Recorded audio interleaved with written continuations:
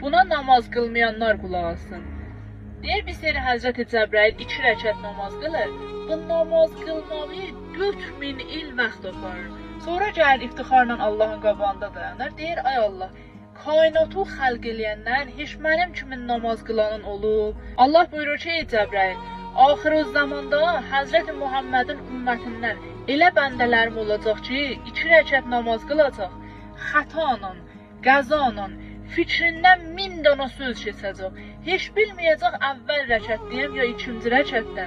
Bir dəqiqə, 2 dəqiqədə pul çəkəcək.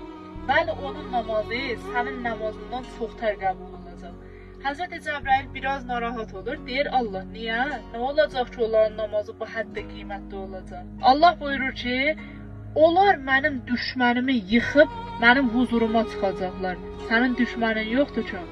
Onlar nəfslərinin səsinə qulaq asmayacaqlar. Şeytanın vəsvəsələrini eşitməyəcəklər. Dünyanın sevgisini o tərəfə qoyub mənim qabağımda namaza duracaqlar. Onlar o zaman Allahu Əkbər deyəcəklər ki, Allahu Əkbər deyənləri məsxərəyə qoyacaqlar. İndi bəzən namazdan sonra uşaqlar deyər ki, mama Allah qəbul eləsin. Deyərəm Allah qəbul elədi. Deyərlər nə cür bilsin vurdu dedi. Deyərəm yox. Allah elə həmin ki məni qibləyə tərəf dayanıb, ona səcdə eləyib, onun huzuruna çıxmağa icazə verdi, namazımı da qəbul eləyər inşallah. Sənin nə işin var Allah namazını qəbul elədi ya eləmədi? Sən bəndəliyi o yerinə gətir, o Allahlığın qəşəng başarır.